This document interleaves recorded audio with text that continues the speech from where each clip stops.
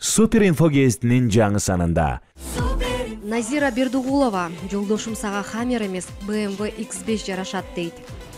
Кандай деп атсам, сенин өзүңө дал келбейт машина деп атпайбы? Ана кандай десем, жана X5 же болбосо мындай жөнөкөй эле жеңил эле машина айдап алчу деп атпайбы магачы?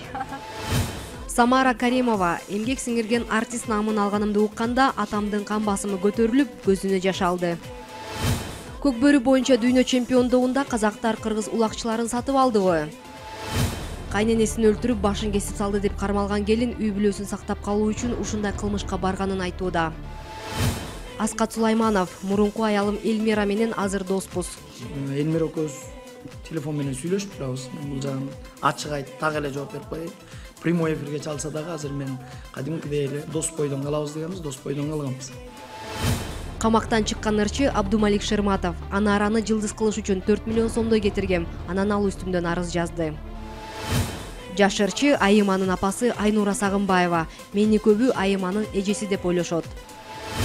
Мурунку аялын сабап өлтүргөн жаран кийинки аялын да сабап өлтүрдү деп шектелүүдө. Анын кайненеси: күйөө балам мага да бычак көтөргөн күндөрү болгон дейт.